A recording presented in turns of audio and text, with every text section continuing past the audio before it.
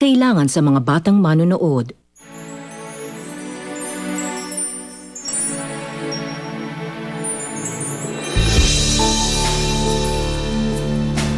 Uumaga na, wala pang ate mo. Saan kaya siya nagpunta? Erika? Erika? Anang, tuwalya! Erika, saan ka ba nang galing? Nag-aalala kami sa'yo. Hindi pa rin ako makapaniwala. Ang akala ko talaga paglalaban niya kami. Mas pinili pa talaga ni Erika yung tatay ko kaysa sa akin. Okay lang lahat yung kung kasama ko si Erika. Galit na nga sa akin pamilya ko. Kakasal pa rin si Erika sa daddy ko. Mukhang pinapanindigan talaga niya na siya yung karma ko. Can we talk? Para saan pa, Dad? Hindi ko na rin naman alam kung anong sasabihin ko sa'yo eh. She loves me. Napatunayan ko yun nung ako ang pinili niya. Bakit ba di mo makita? Katulad lang siya ng maraming babae dyan na pera lang ang gusto sa matandang mayaman na katulad mo. Yeah, you're right. I may just be an old rich man. Pero mali ang akala mo kay Erika. Mabuti siyang babae. At pakakasalan ko siya whether you like it or not. Saan ka pupunta? Aalis na ako.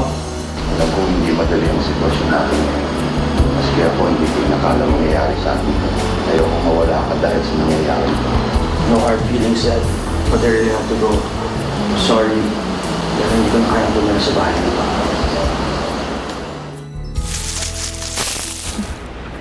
Sige po, pwede na po kayong pumunta bukas. Sige po, salamat po. Sige, ginulat mo naman ako. Talaga? Nantuwa ka siguro, no? Kala mo siguro magiging masaya ka dahil nakabingwit ka na matandang uto-uto? Pwes ko si Daddy naloloko mo, Erika. Ako hindi. Hindi pa tayo tapos. At habang naririto ka sa pamamahay na to, I will make your life miserable. At sisiguraduhin ko na hindi matutuloy ang pesteng kasal niyo.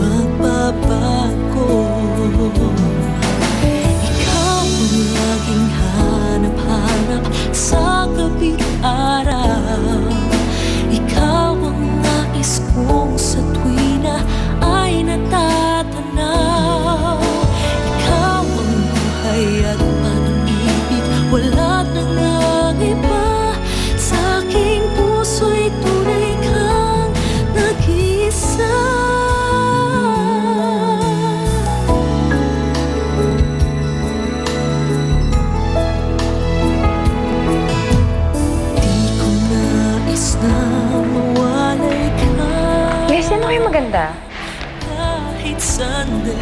Maganda to. Magandang to itapon. Kahit buksan pa ang dibdib ko,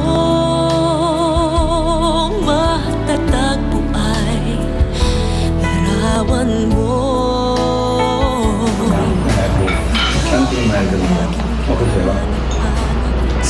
This one is the period. Okay. You know? Yeah, so we can do away with this. Okay. So we're definitely ordering this. Ay natatanaw, ikaw ang buhay. Sige na. Oo. Bukas na tayo mag-usap. Okay? Bye-bye.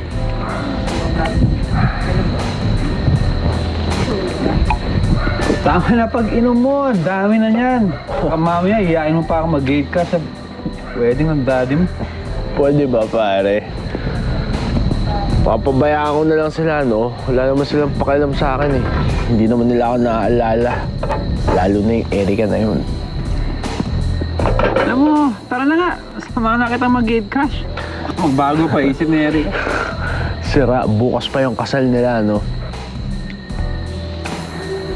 Tsaka, may usapan kami ni Daddy, eh.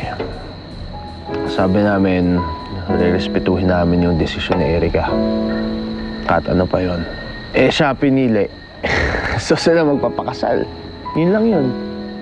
Alam mo mas mahalaga? Usapan niya nito, Jaime? O si Erika?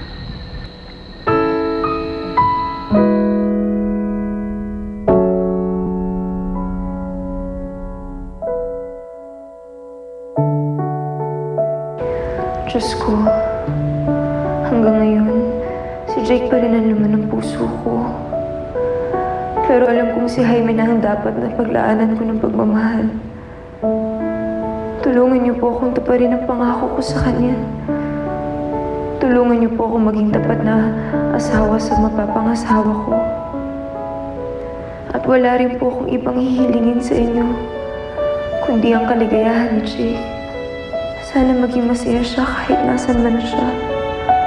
At kahit may iba na siyang kasama.